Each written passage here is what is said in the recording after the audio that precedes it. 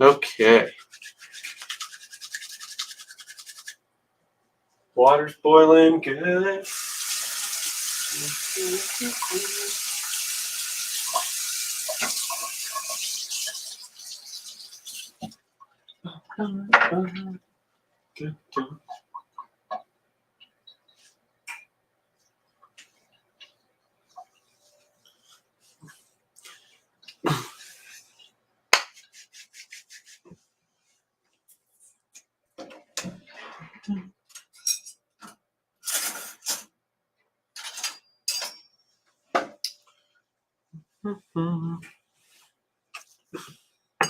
Ooh, that one's dirty.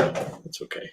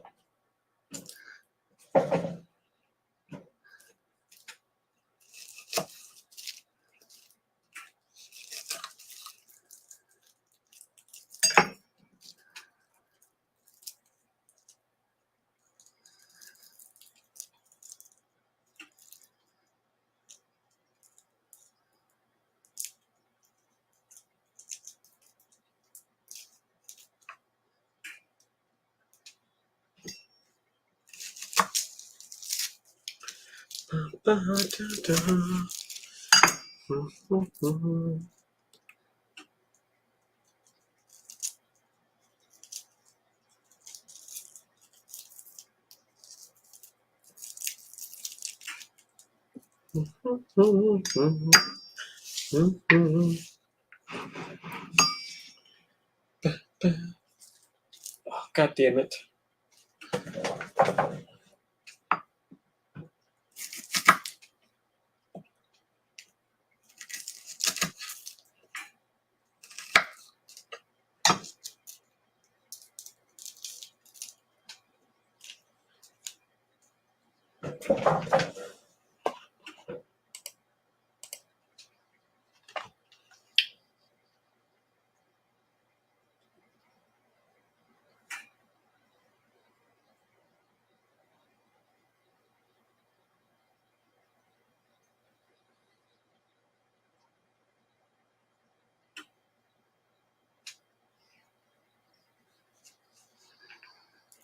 Dun, dun,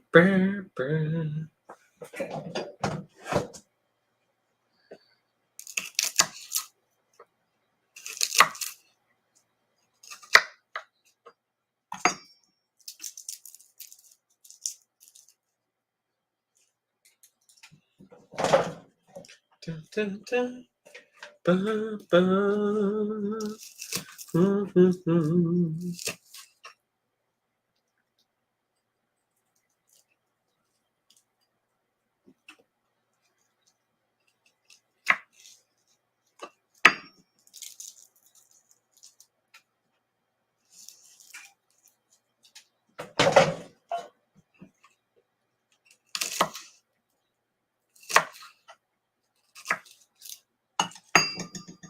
Hello, man. How's it? Long time no see.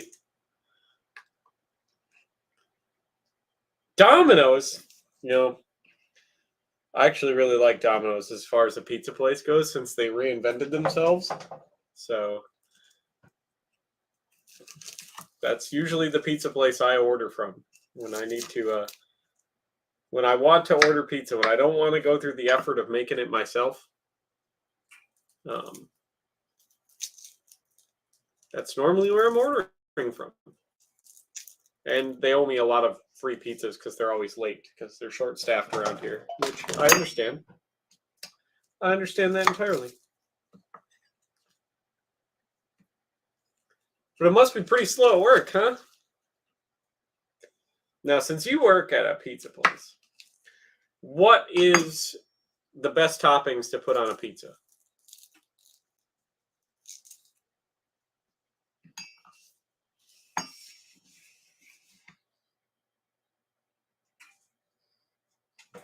What is the best pizza toppings?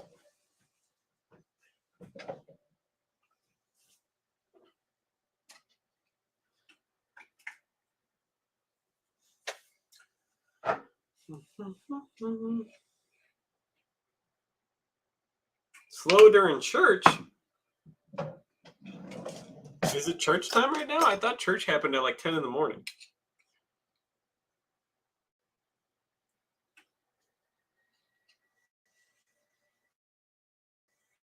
That's gonna be good. Gonna be Joseph.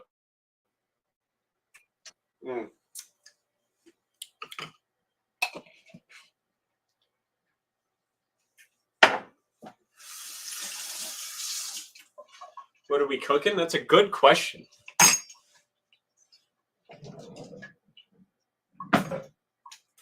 Six days a week, at least you're making some money, right?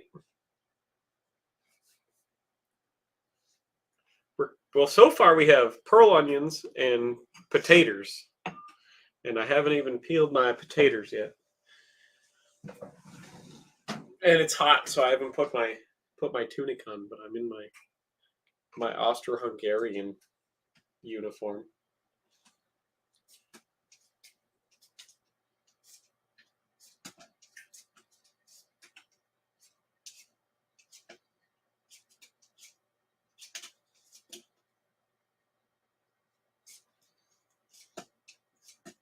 And we were just talking about what's the best pizza toppings. Diving lessons? Hell yeah, diving lessons would be cool.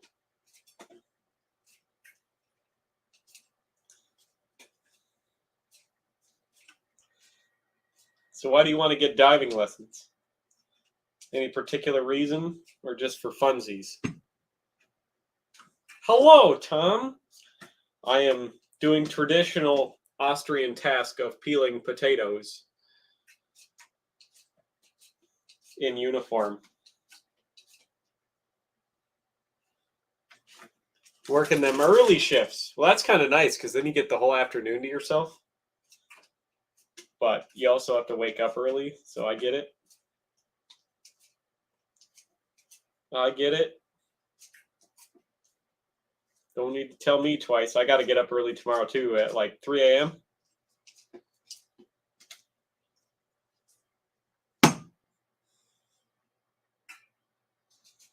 Having the whole afternoons to yourself are very, very freaking nice, so I'm not going to lie. I don't mind waking up early either. I've always been kind of a morning person, though. I mean, people at work are always worried my heart's going to explode because I live off of coffee and cigarettes. But they don't see me eat, which is, not that big of an issue because I normally eat when I get home, and it's a lot healthier when I eat at home because it's better food. Like right now, I'm having a big meal all by my lonesome, making a big meal just because I can, and I should eat more because I'm bad about eating the right amount of calories I'm supposed to have. So we're gonna eat. That's what we're doing. We're gonna eat. So I'm peeling taters. And I'm wearing my Austrian breeches and my nice Austrian hat.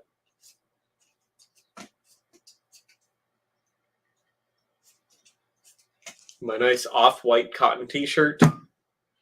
Just chilling, having some fun. Going to bed early. What's so bad about going to bed early? Sometimes it's really nice to go to bed early, Everyone needs it every now and then. All right, so we got some duck fat and some pearl onions.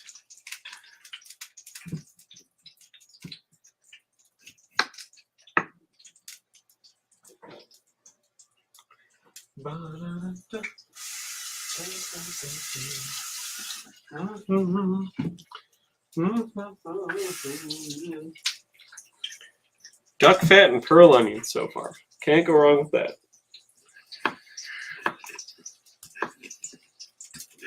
What's wrong with that? That doesn't sound too bad, Joe.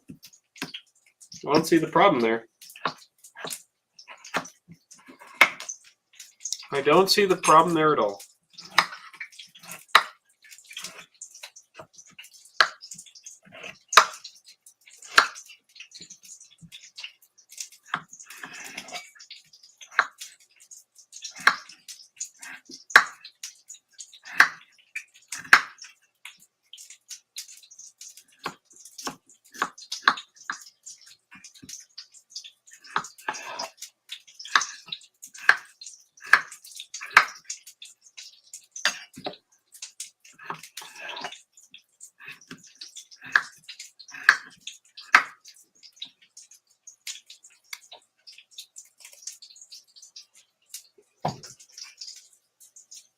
I don't see what the problem is.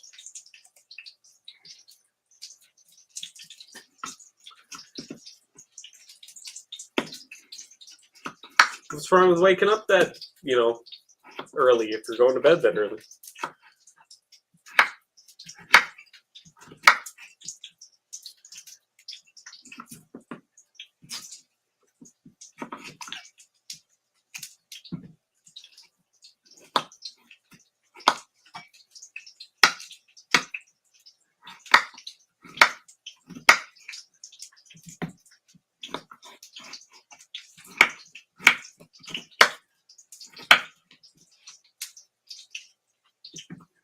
Man, onions, just cooking onions. Why do they smell so good?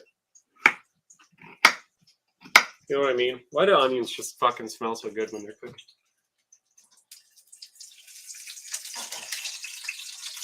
Get them all nice and caramelized, and we'll turn the heat down just a little bit on that. Welcome back, Alice. You know I did.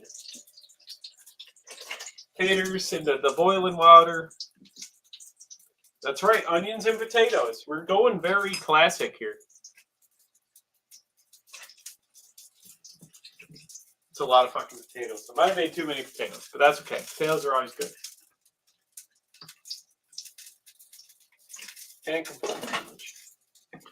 Can't complain too much about potatoes. They are cheaper than the dirt they grow in.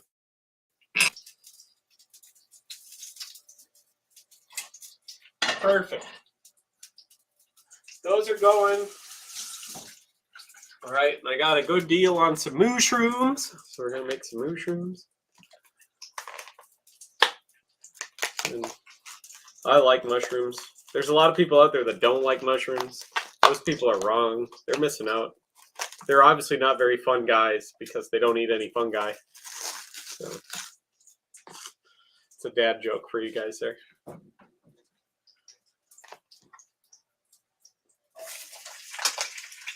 Perfect.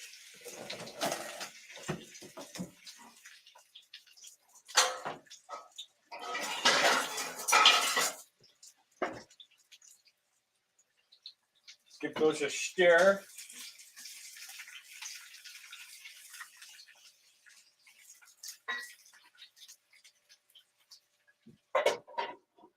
Then start, giving up some of their moisture. Hey, don't you eat mushrooms. Mushrooms are good for you. Mushrooms are fantastically good for you. And a lot of people do too much to mushrooms, or sometimes not enough. You got to treat them just right. So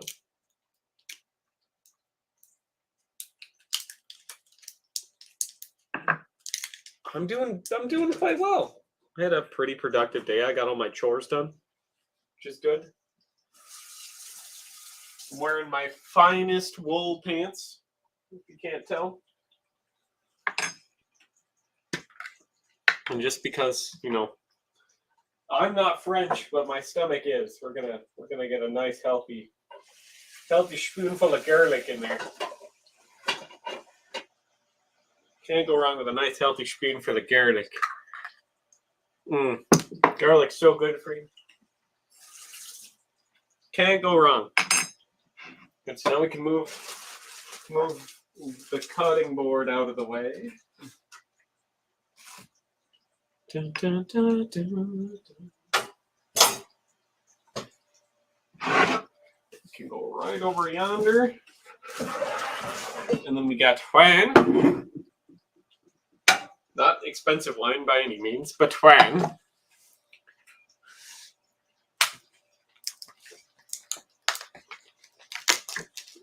And then we have because I got them on sale. It's not my first choice of steak, but we got a nice little sirloin.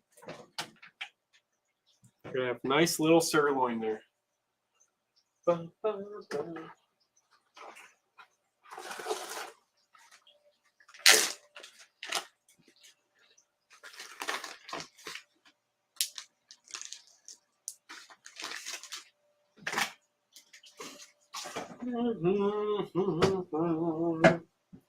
And I want this salt.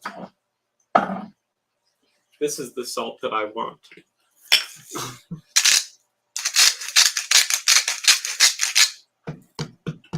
Put a nice good pat down.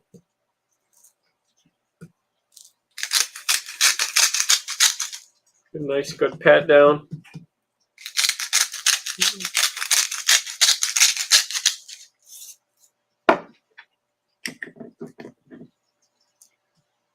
Get all the nice edges. Get everything nice and salted. Perfect. Perfect.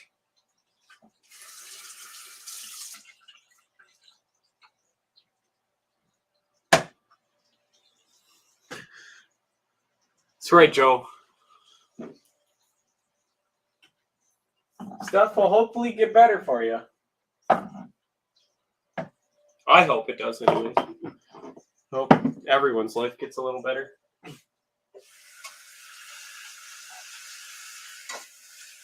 Mushroom, onions, garlic, man. What's not to like? Mushrooms, onions, garlic, and duck fat.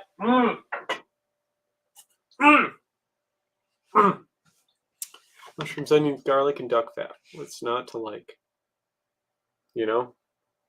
Can't go wrong, really.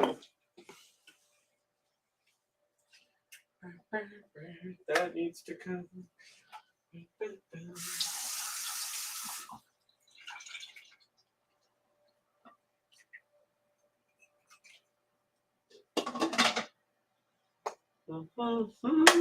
So how is everyone else doing? What's everyone else having for dinner?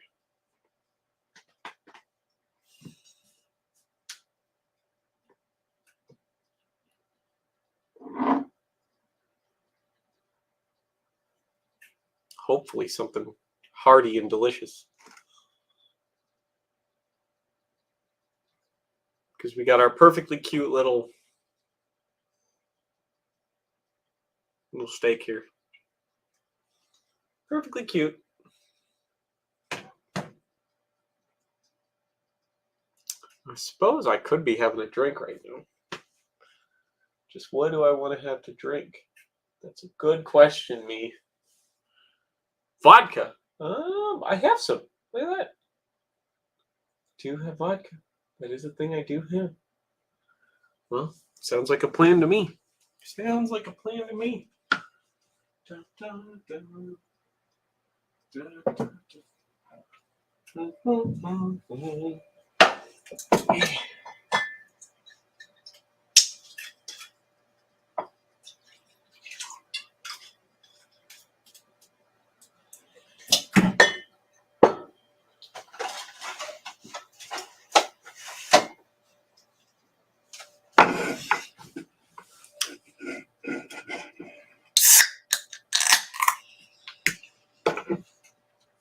Well, I'm glad you two are doing okay.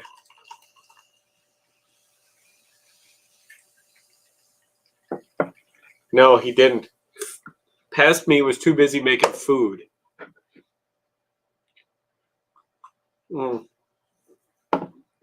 It is tangerine vodka and Pepsi, which works surprisingly well.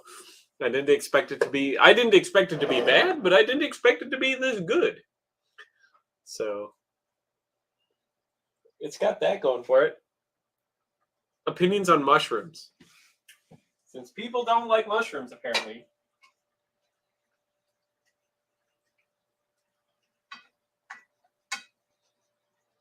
Okay, lid can come off now that those have kind of let some of that moisture evaporate off. Where did I put my stabbing knife? There we go. Potato chicken.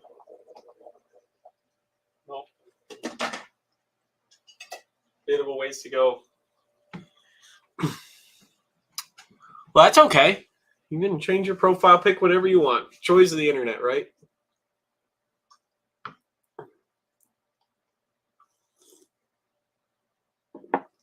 It's pretty good. Tangerine vodka and Pepsi. Surprisingly good. The tangerine goes nice, actually. It kind of tastes like, you know how like mango Pepsi tasted? That's what it tasted like.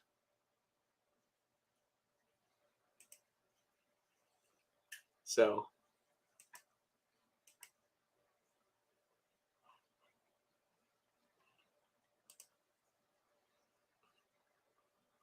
Yeah, it's I got Tangerine Finlandia, which is barley vodka. And I just mixed it with real sugar Pepsi, and it's actually surprisingly delicious. Not gonna lie, surprisingly delicious. And we'll stir our mushrooms around because everyone loves mushrooms, as we all know. All the real men, anyways.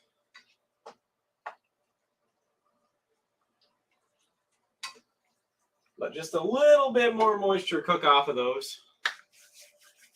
And then we're going to add some very cheap rosé. Very, very cheap rosé. $5 a bottle.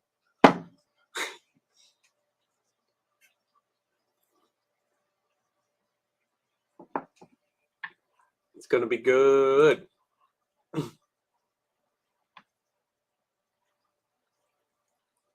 That's all right. It happens to all of us. I mean,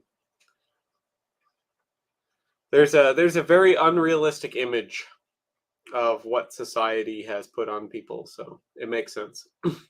Unless you're pretty like me, then you don't have to worry about it.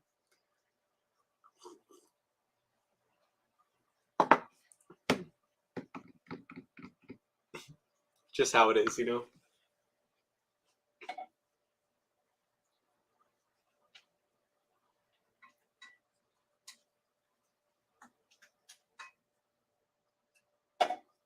Okay, perfect. Crank that up just a bit. Give her a good old splash of the wines. Ta-da.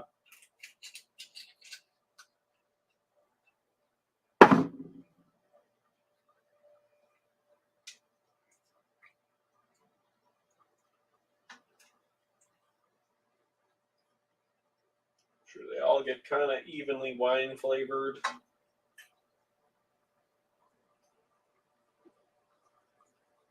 Perfect. The steam rolling off the taters.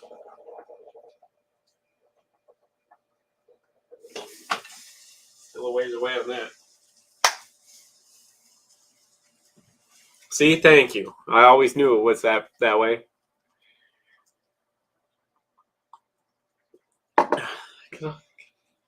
Put my suspenders on, I guess, instead of looking like a weirdo.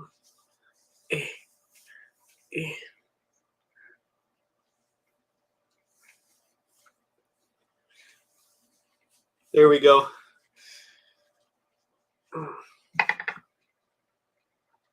Got my suspenders on. Look at that. Now it's official.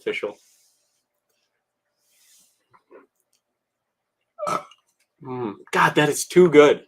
Tangerine vodka. And I normally don't mix that because it's only like 35%. It's good all on its own because it's like naturally tangerine flavored.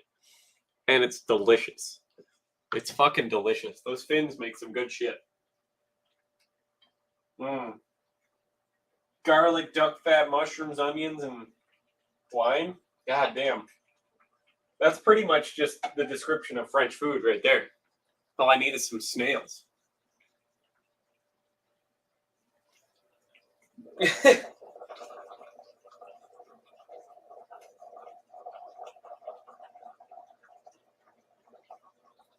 Cook faster, potatoes.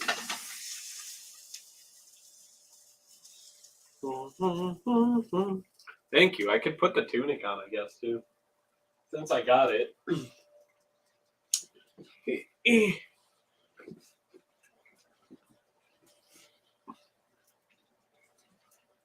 Ta-da.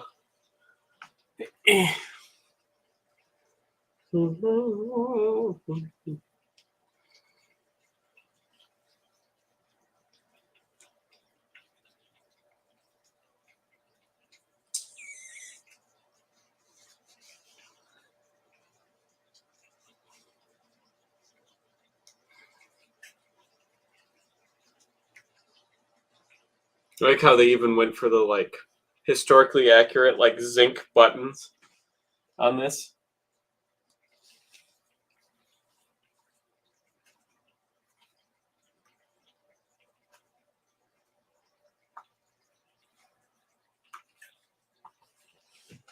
There we go. It's official.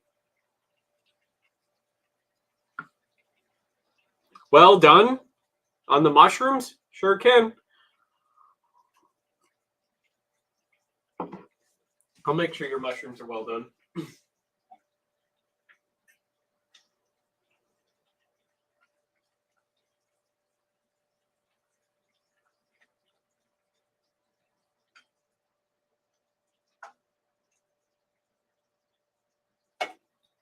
Bum, bum, bum, bum.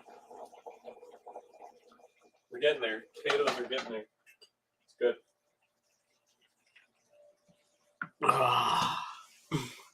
Thank you. It turned out really well.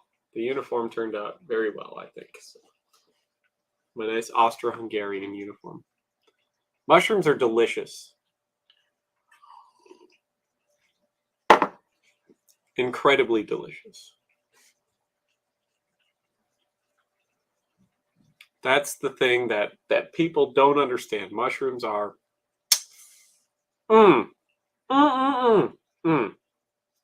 delicious. So I love mushrooms. They're probably one of my favorite foods. I just wish they were cheaper because they're kind of expensive. You basically have no, it's not. It is Austro-Hungarian. This is the 1916 model uniform. I even got the pants on.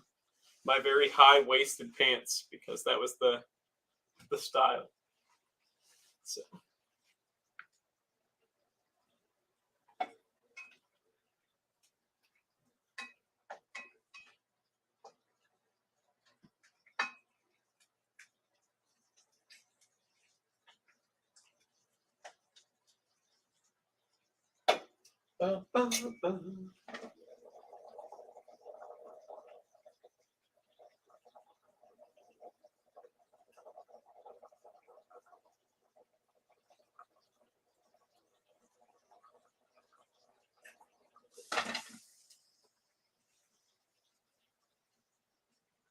Austro-Hungarian.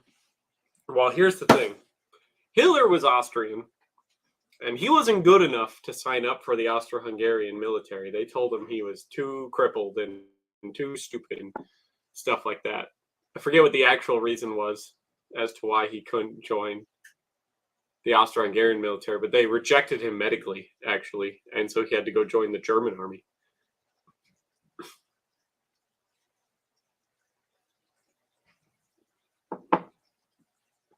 No, that would just be Dan. He's a YouTube commenter. It's right there. It's got a little YouTube symbol by him. Dan's a good guy. Austro-Hungarian. Long before the Nazis were a thing. The good old Austro-Hungarian Empire.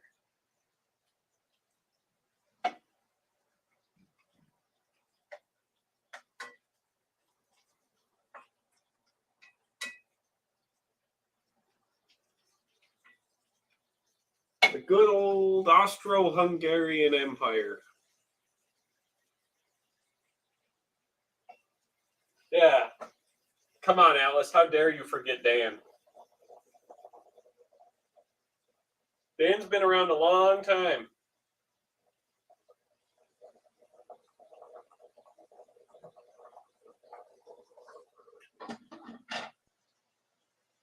We're getting there.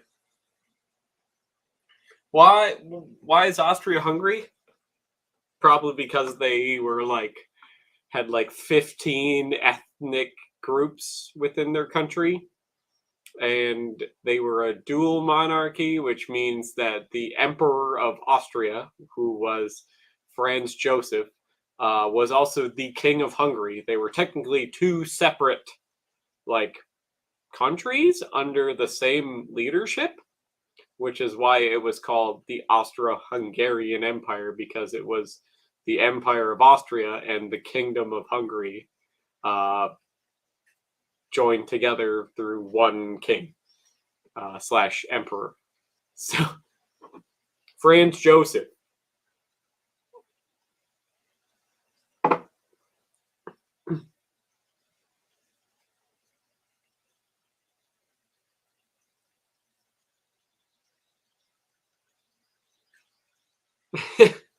And Hungary was kind of the poorer, more rural part, and they grew most of the food. So,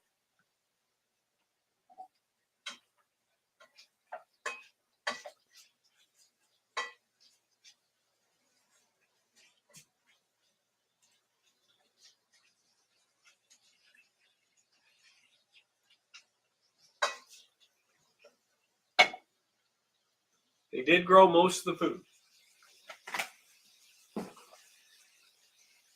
Oh, I already got it out. It's already over here. Look at me being all prepared.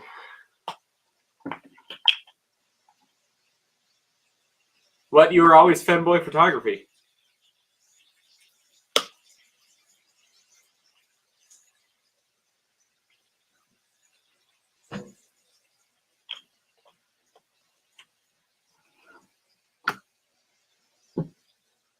That's what you always were to me.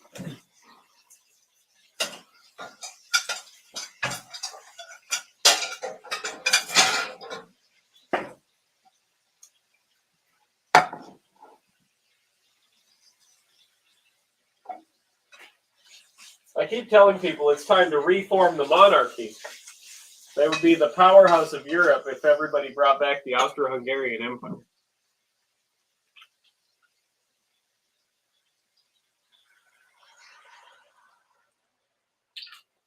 More Juan, because I like a real whiny tasting mushroom. Put the lid on it so they really steam up. Feel free to steal my mushroom recipe if you guys want. And I'll tell you what, even people that don't like mushrooms could probably eat these and really like them, because they don't really taste like mushrooms anymore. Because there's a lot of wine and there's a lot of garlic and a lot of duck fat. So Another tactical femboy. That does ring a bell. You were femboy photography for so long. Right. And we got butter. Everyone loves butter, right? Who doesn't like butter?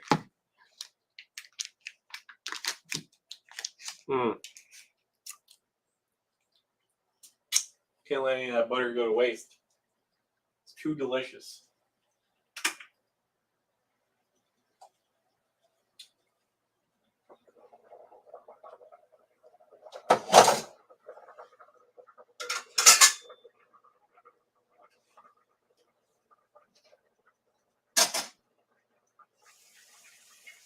Let that simmer now a bit. Now they've softened up extra good. That wine cook out one last time. And we can dump out the water from the taters.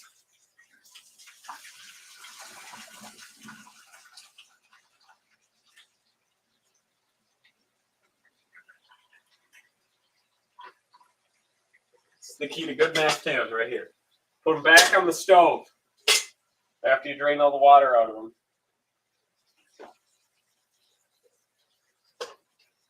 Just for a second or two. Just so they can really, cook off some of that excess moisture. All that steam is excess moisture. So,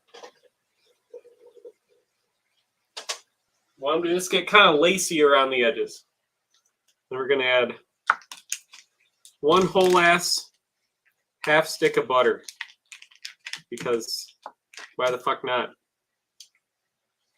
In she goes.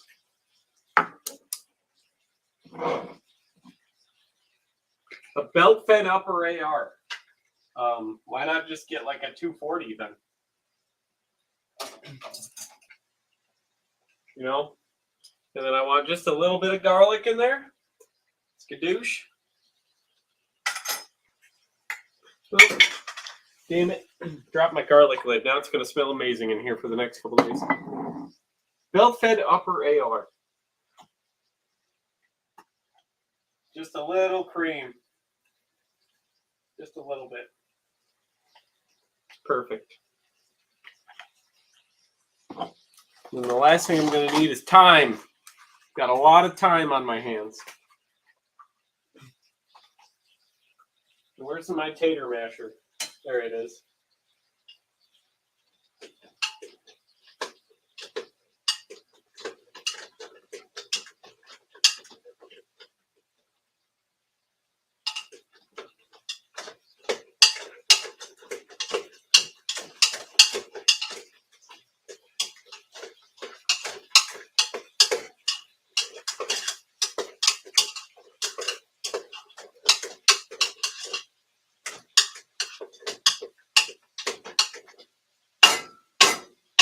Perfect.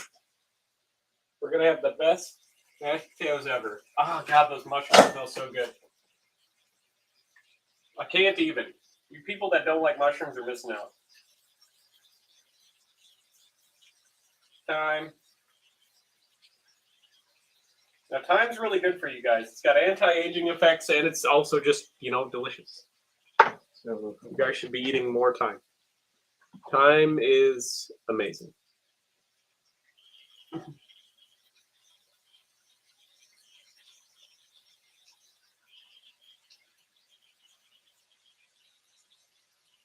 I like lots of thyme in my potatoes.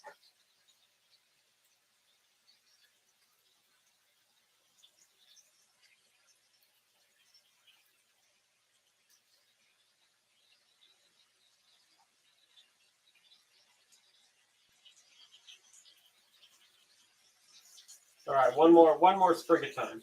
And then our mushrooms they're getting real dark and caramelized.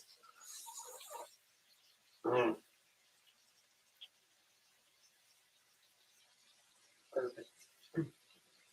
All right, one last mix with the masher. Get all that thyme incorporated. Perfect. That's what that would be called.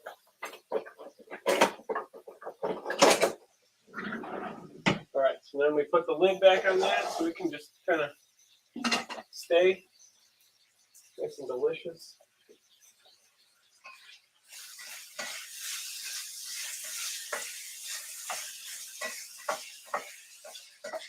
That's looking perfect. Those are done. Crank that up to medium high. All right, these go onto the serving plate. Just a big ass fucking pile of mushrooms. Nothing to go wrong. Can't go wrong. Big ass pile of mushrooms.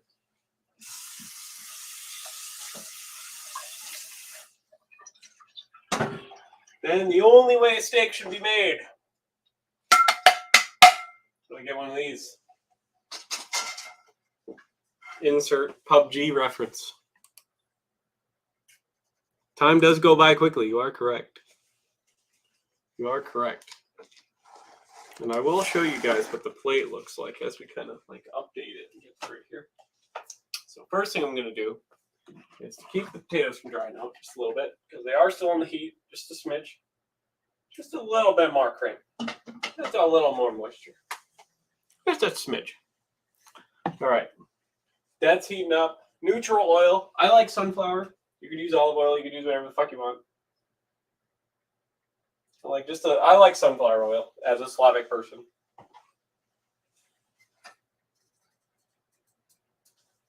We want this thing to be like hot. Hot as fuck.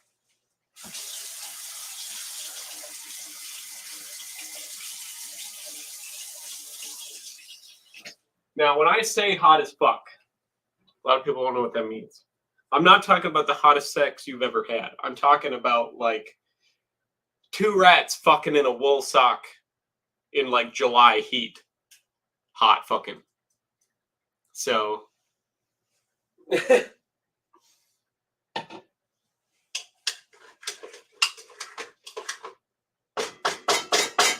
that's the kind of hot I'm talking about. We're talking like hot.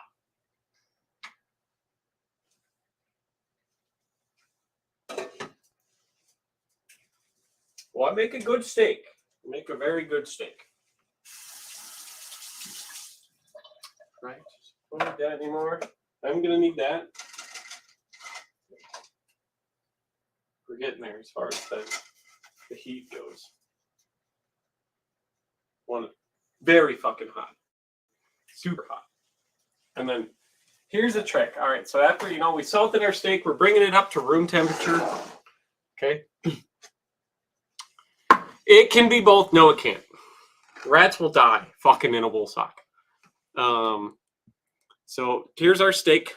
All right. So as you can see, it's very wet because now all the salt that we put on it, which a lot of people say is too much, but here's why I say put more than you think you're going to need on it. Because it's going to break down those cell walls. And this is all this like tissue fluid, which is why it's all like wet and shiny now. And we're going to like pat the steak off now with kitchen paper. Okay. We're going to pat it off, and that's going to take a lot of the salt with it, which is why I say add more salt than you think, because you're going to be taking a lot of that moisture off. And that's how you're going to get that good crust on your steak, by drying it out just before you throw it in the pan. And now that our pan is like smoking hot, our oil is like smoking hot, we're going to go and we're going to take our tongs. Okay. We're going to throw it in our pan. We're going to press it down just a little bit.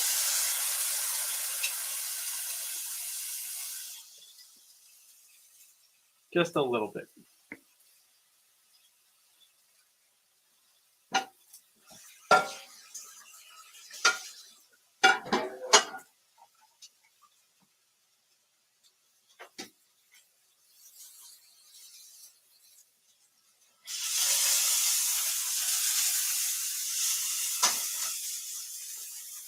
All right, we want to set a timer for about 2-ish minutes. So if you want a rare steak, you want to set it for about 2 minutes. If you want it like medium rare, you want it for about 2 minutes and 15 to 2 minutes and 30. And then if you want a kind of medium steak, which is about what I want, you usually want it around 2 minutes and 30 seconds per side. It's just what I have found works best, and this is on a medium high heat, just so you know.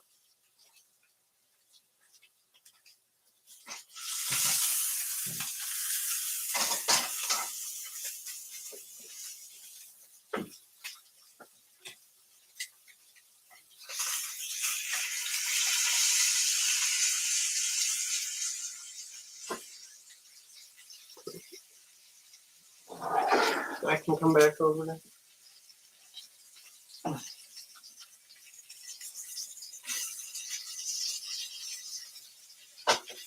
Get all our potatoes ready now. I made way too many potatoes. That's a-okay though. Is there such a thing as too many potatoes? I mean, come on, let's be real with ourselves here.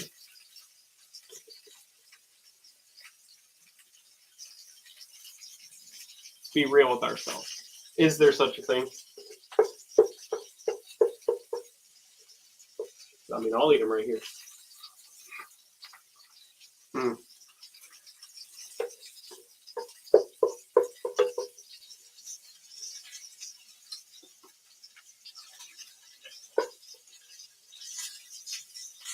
Like the lard ass I am.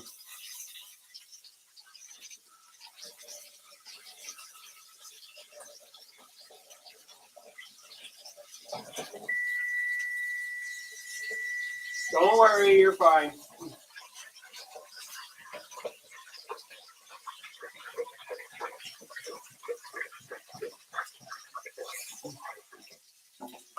Okay.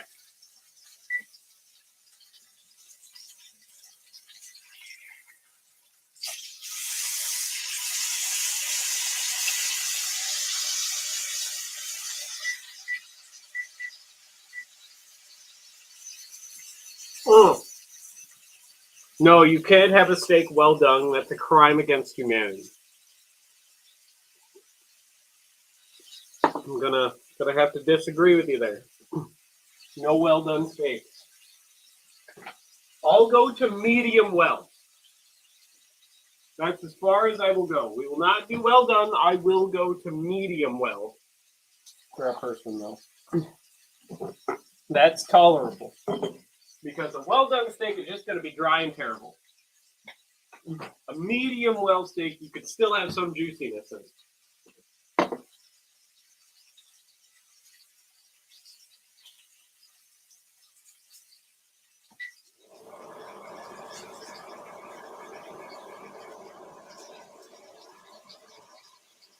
Right, so you want to take a look at the plate so far? This is what we got so far on the plate.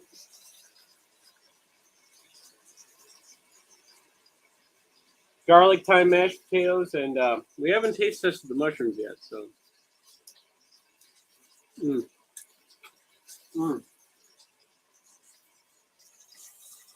Just the right amount of bite to them. Real earthy, but you get that kind of tangy fruitiness of the wine. You get the richness of the garlic, and then the duck fat as well.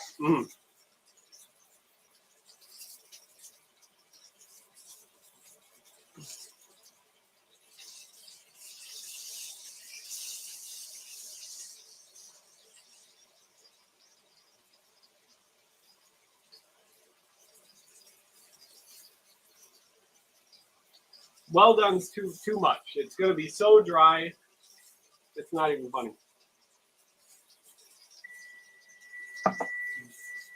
Perfect.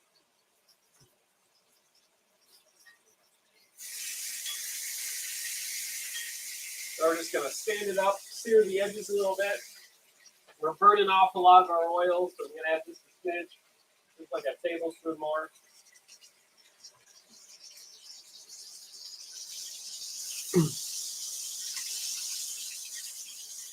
This is going to be delicious.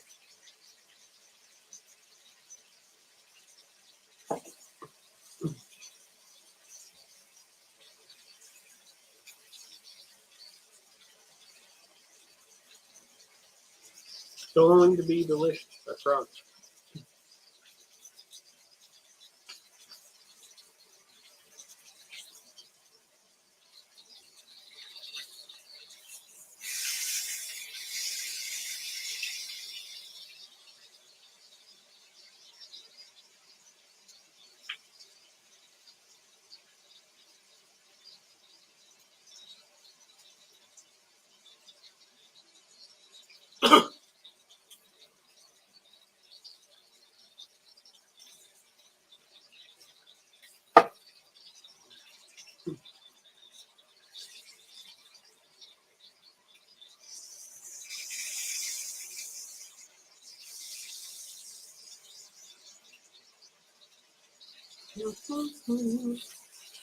Oh my goodness.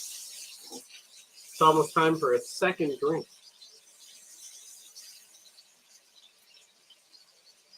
Mm.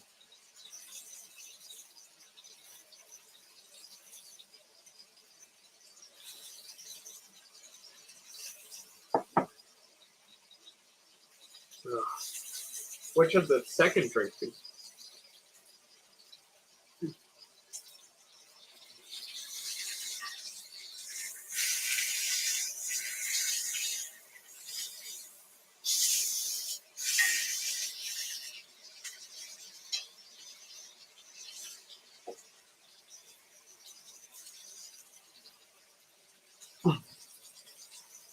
Well, there's a lot of people that do, so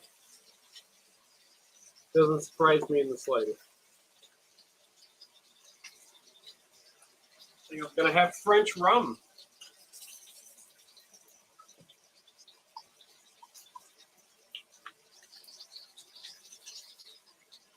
And then just for funsies, we'll do a splash of orange bitters. Just because I like bitters a lot.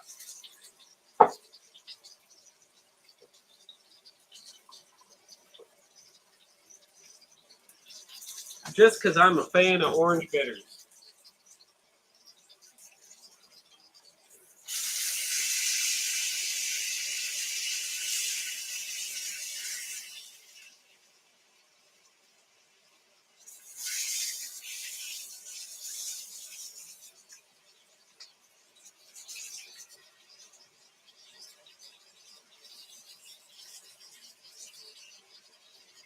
So we're coming up to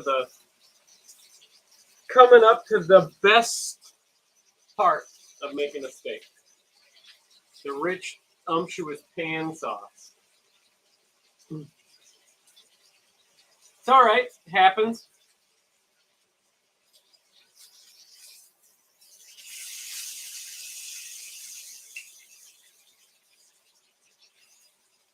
We're going to have a rich, unctuous pan sauce. You were paying attention, right, Alice? You learn how to cook, right? So you can impress your next date or whatever. You're paying attention, right? I do love French style rum. My God, is that good?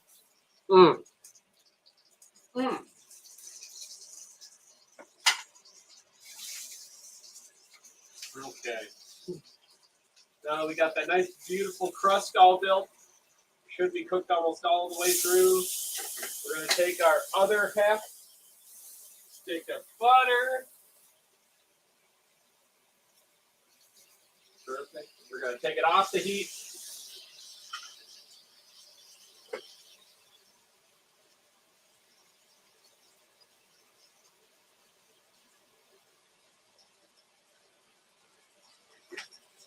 We need just a smidgen of garlic. That can go in there.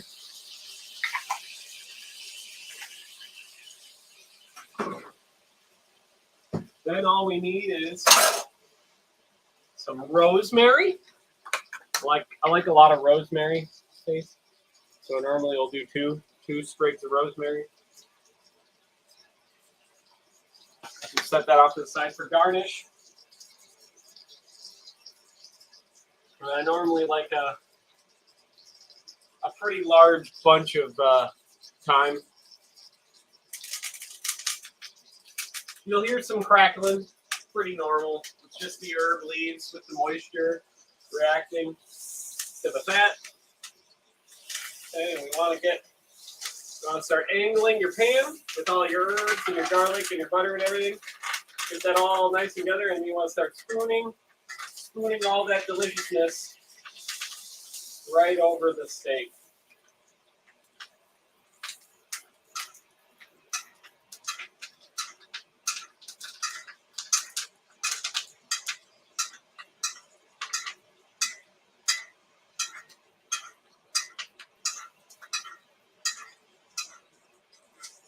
All right, perfect. Now here's the best part. We're going to take our steak, our nice cooked steak. We're going to set it on our pan. Set it on our nice plate. And then I like to, just for a little bit of garnish, one little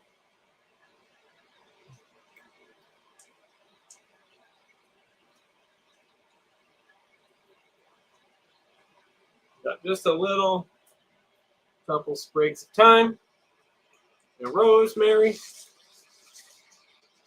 just for garnish. And then we got all that beautiful pan sauce.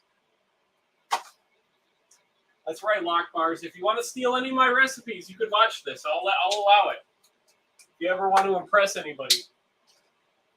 And I did it in full regalia too. So now we're gonna get rid of all those herbs that are in there, because we don't want those now. Because here's the best part. Now we basically just got beautiful, delicious steak and herb butter. And we're just gonna drizzle that right into our well in our mashed potatoes. Beautiful, delicious steak and herb butter. Then we'll even do a couple little drizzles over the mushrooms too, and then just a little bit over the top of the steak. Just because we can. Just because we can. All right.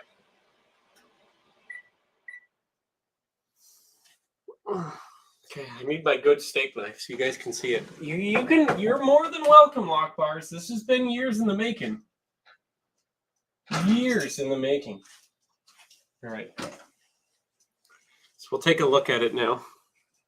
What we got here. All right. I'm wearing full Austro-Hungarian regalia. All right, so here we go. So we have our duck fat, pearl onion, garlic, red wine mushrooms. We have our we have our thyme, heavy cream mashed potatoes made with russet and Yukon Gold. And we have a very nice little steak there in the front, as you can see. It's absolutely gorgeous. It's butter basted. All of that delicious steak butter basted herb juices in the potatoes here now. So this is a good easy meal to make. Doesn't take very long. It's a lot of prep work, but boy is it good. And so now we're going to cut into the steak, and we're going to see how good I did. Because this isn't my first choice of steak. It's a sirloin, but they were on sale. So I'm normally a ribeye person or a New York strip because I happen to be one person. So we're going to cut into the steak here and see how beautifully medium. I will lower the thing again so you can see how beautifully medium this here, I'll shut this other light off so we don't get too much light pollution. How beautifully medium pink that steak is.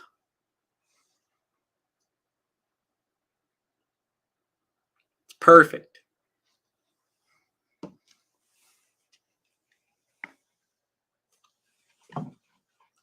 Because I'm an expert at handling my meat.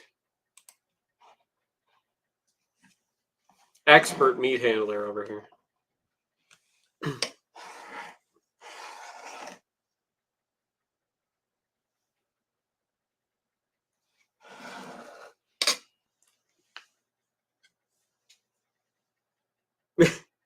That's fine. It's fine, guys. It's all right.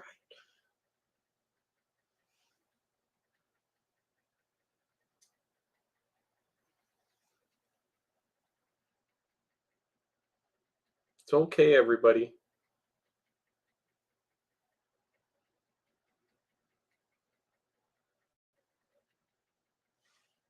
It's okay.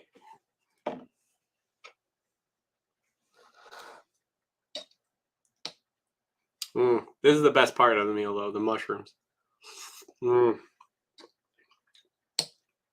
Lock bars, do you like mushrooms? Because I love mushrooms. They're one of my favorites. It's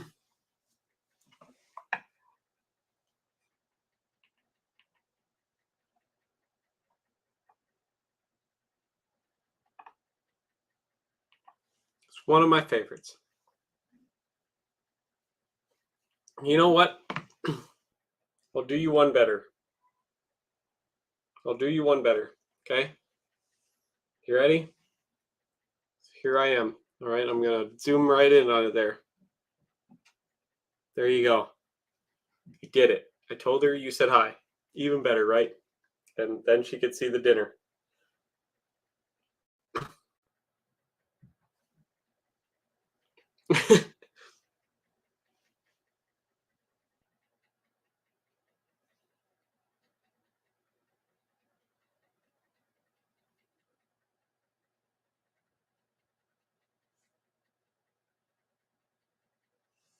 Just for you.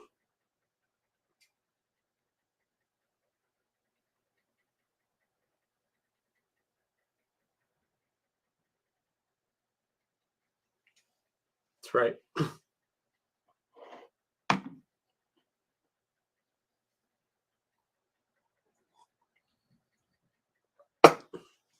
Balak bars, do you like mushrooms? Because Alice doesn't like mushrooms, and I love mushrooms. So one of my favorite foods is mushrooms.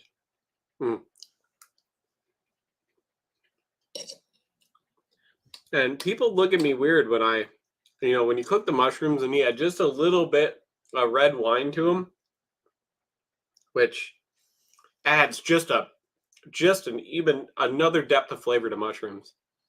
And I recommend people do that because, like, when you're cooking your mushrooms, you got to render all the moisture out of them, but eventually they start to like dry up. Add just a little bit of red wine to them, and put the lid back on and kind of steam them in the red wine. My God, is it so good, mushrooms and red wine, because they kind of have that same kind of earthy, tanniny thing going on, red wine and mushrooms, and it actually works super well together.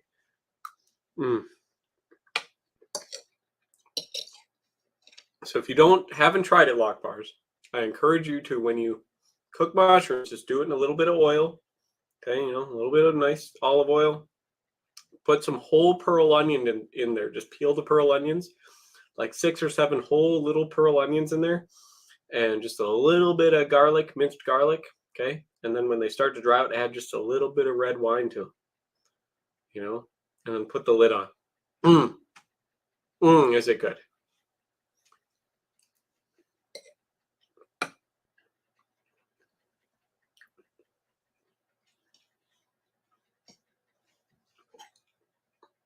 Because people don't do it. People think mushrooms, I think that red wine gives the mushrooms just a little bit of something extra.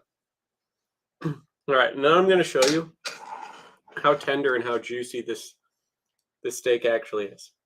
So here's a piece of it. This is an end piece too. So you can see it's the end piece. And it is like, you can squeeze it and the juice is like dripping out of it. It's a juicy piece of steak right there.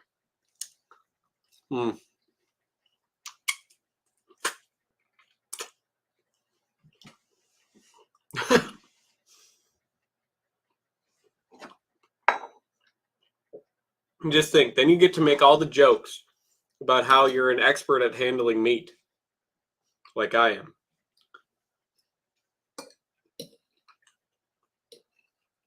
I'm an expert meat handler.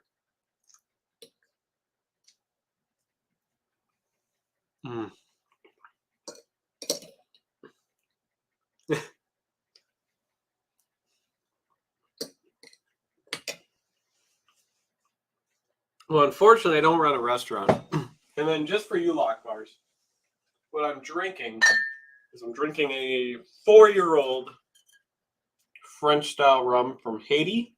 Probably one of my favorite bottles, and it's very cheap, which is what I like about it. It's even a screw top, but it's super good rum. And I'm just mixing it with Pepsi. Yeah, you could be an expert meat handler, trust me. Before you know it. It does not take much, but that's a beautiful steak. God, is that so good.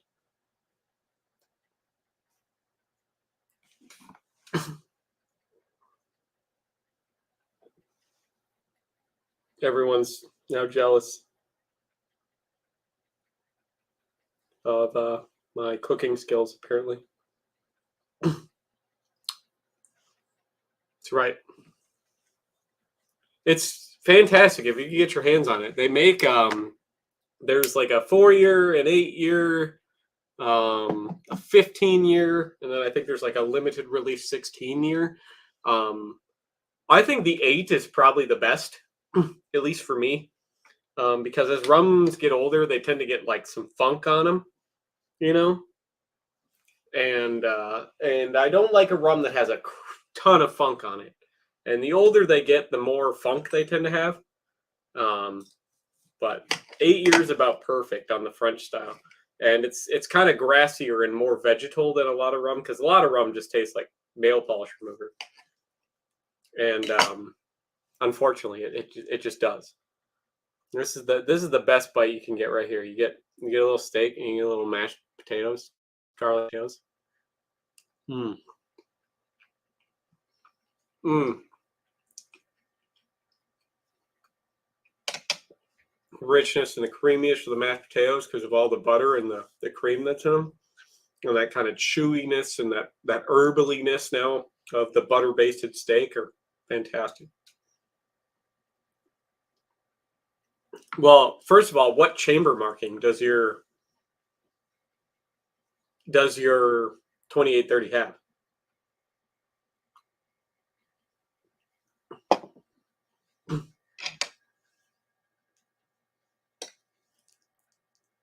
That would be the first question I would ask you, because if it has certain chamber markings, it's actually not going to shoot the 7.62 by 53 better.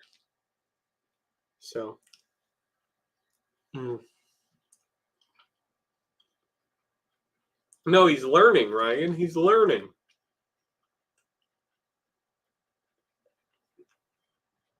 I just taught him how to make a beautiful steak dinner if he's ever trying to impress somebody.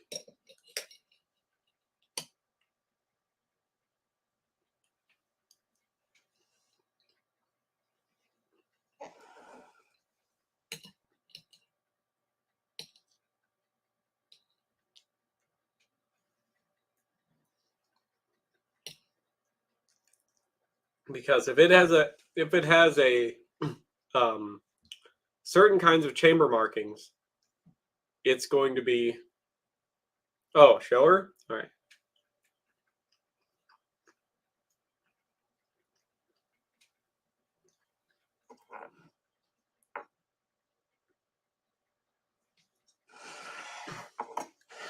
I'll turn my food around so people can see it. Nice, beautiful, kind of juicy, medium rare steak. Um, Pearled onion, so pearl white onions, mushrooms, sautéed with red wine and garlic, and then we have garlic thyme heavy cream mashed potatoes that are kind of a rustic mash, so there is some kind of chunks in them, but they are still velvety smooth, just so they have some texture. And those little green flecks in there are fresh thyme. And then the pan sauce from when I put a half a stick of butter in with the steak to finish it, and fresh rosemary and thyme. All of that butter and kind of steak juice is what is in the well here in the mashed potatoes, because it's basically a beautiful herb butter sauce, pan sauce that just goes amazing with the mashed potatoes. So, hello.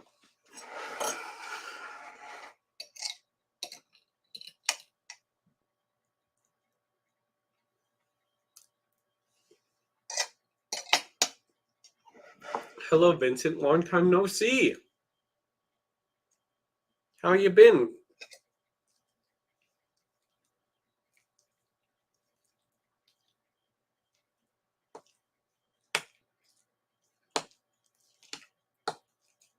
It's a lot of mashed potatoes. I made too many mashed potatoes.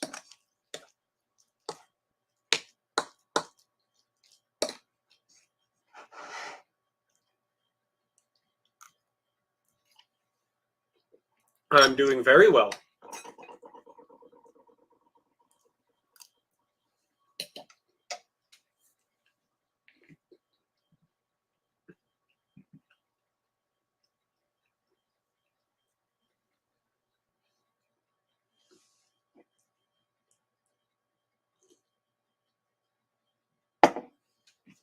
I'm doing very, very well.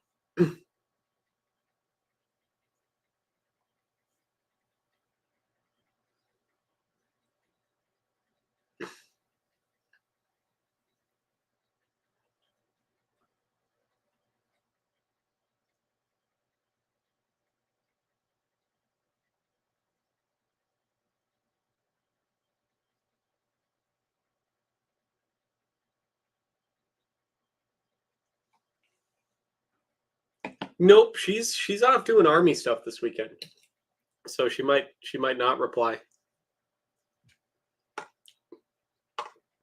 right away. She's very busy.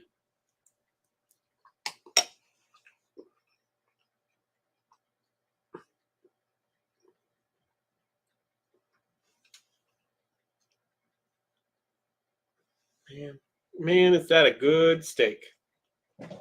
People are missing out. She always replies. You guys got to make her feel bad that she doesn't come over and do live streams.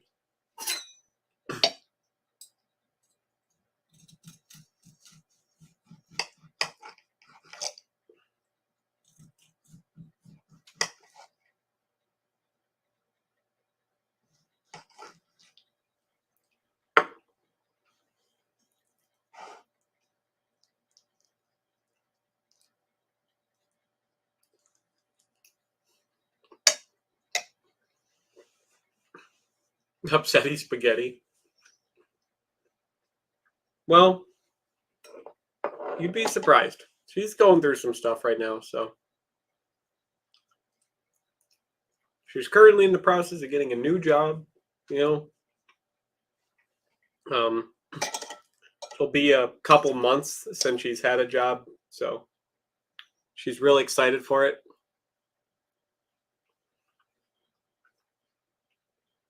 Goodbye, Lockbars.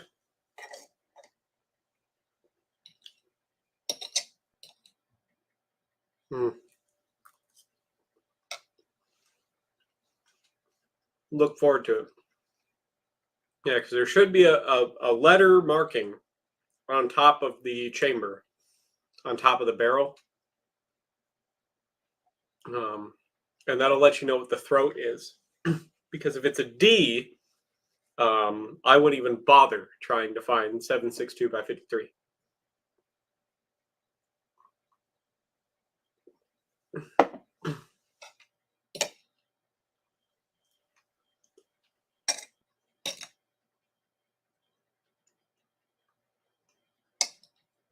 Well, I'm sure you guys will.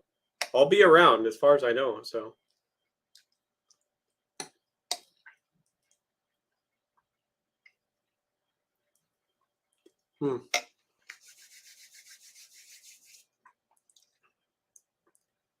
Dang, is that good, though?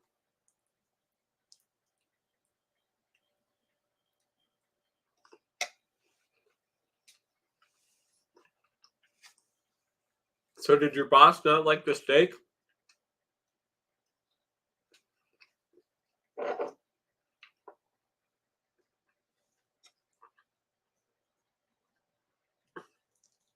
I made it with extra love. Yeah, it should have a marking, a single letter, and they only did A through D. And it's based on how the throat was, based on what ammo they had the most of at the time. So about 90% of them are going to be D, which means the throats and the rifling was set to work the best with captured Russian ammo. So yeah, don't worry about it, it's fine. But yeah, if it's got a D on the chamber, like my M39 is a D, the vast majority of the surplus finished Mosins are going to be D marked on the barrel because they were made to take captured Russian ammo or Russian spec ammo, which means they will shoot the finish ammo just fine. But it's meant to perform the best with the crappy Russian ammo, which is actually slightly larger because it was a little more out of spec than the finished stuff was, which means it should shoot fantastic with the crap you can buy here in the United States. So you should actually hope that it's a D marked chamber, because it'll shoot the best with the crappy commercial stuff you could buy here, which is fantastic. But if it has like a B marked chamber, that is the second most common chamber marking is a B, a big capital B, right there on the top of the barrel.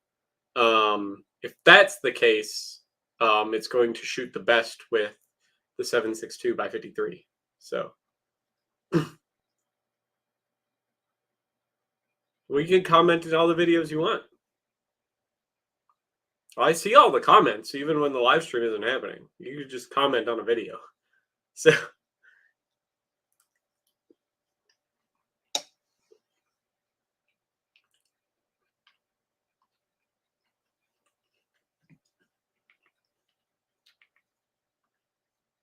everyone should have a Mosin. They're fantastic.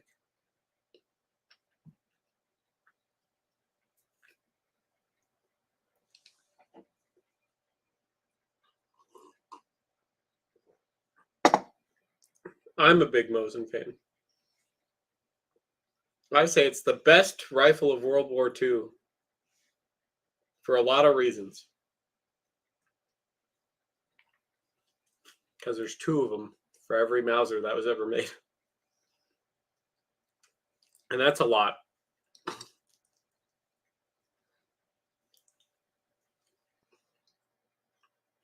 There you go, the beast. The standard, the gold standard of combat rifles, the 9130. Oh, it's a 1921 Ishevsk.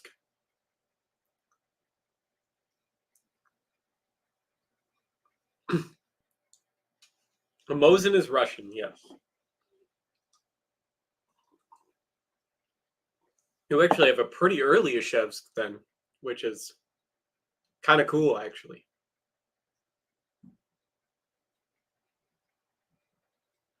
Because if it's a 1921, that means at one point it was an Imperial Mosin. It was a longer one, and they converted it to a 9130, which did happen. But if it was made before 1930, it was probably a leftover. So from World War I, or made in the interwar years or during the Civil War. So, which is pretty cool because they didn't make a lot of them in the 20s. So that's actually kind of neat to see. The vast majority you're going to find is 43. A lot of the 9130s you find were made between 40 and 43. So finding one that's before 1930 that is a 9130 is pretty cool. Because mine was made in 1895 in France. So mine was made by Châtellerault, under contract for the Russian government, and it was turned into an 1891 full-length Imperial Mosin. And during World War I, it was captured by the Austro-Hungarians because it has their artillery stamp on the receiver. And that means that the Austro-Hungarians captured it at some point, and they pushed it into service into rear line troops for like guarding prisoners and ammo dumps and stuff, so they could free up more M95s for the front. And it then, after Austro-Hungary was broke up, it was sold to Finland, where they converted it into an M39. It is a hex receiver, yes.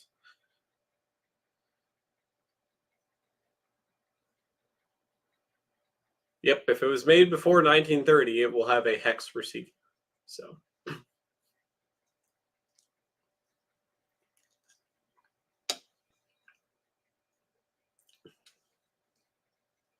is neat to see, because you have one made in the 20s, which is kind of rare. Kind of rare to have one made in the 20s. Because that was like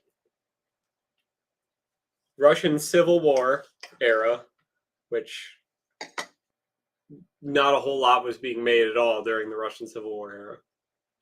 And then immediately after the Russian Civil War era, they were worried about like rebuilding rather than trying to make rifles and stuff. So yeah, that's pretty cool that you have one from like the Civil War period of Russia. At least part of your rifle, because it was reworked into a 9130.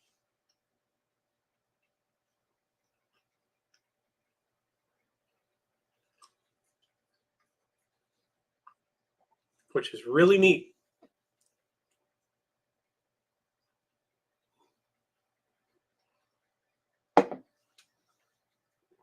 That is really neat. Not going to lie. Mm.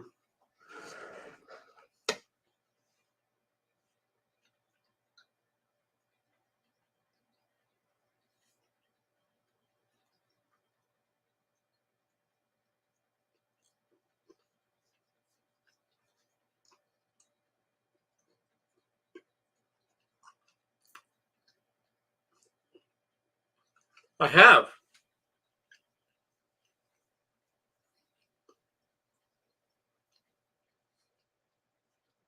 But I already have a beautiful number 4 Mark 1 star.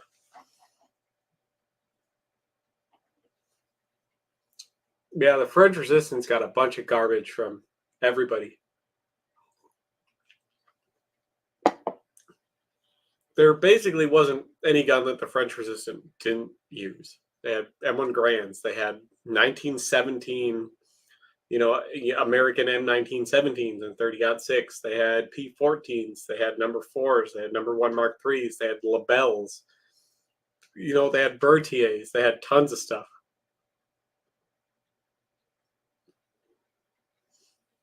Yeah, unless it was in really good shape, I probably would.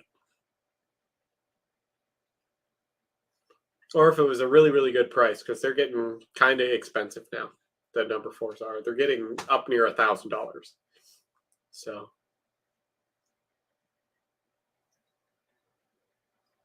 yeah, but now it's listening to all your thoughts and everything. It's a KGB camera.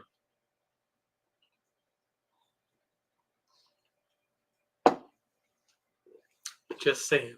So, but it's 4 p.m. here now. I got to get out of this itchy wool. Even though it's not super itchy. It's still itchy, especially around the collar area here. You probably see me rub on it because it is kind of itchy. Yeah, unless it was in really good shape, I wouldn't pay $9.50 for it. But I got a lot of dishes to do now, so I got to clean up all the other good jazz. So appreciate all of you stopping by. Hopefully you enjoyed this, and maybe you'll try making some of this and let me know what you think. All the other good jazz. And I'll see all of you here, hopefully in the future. Bye-bye now.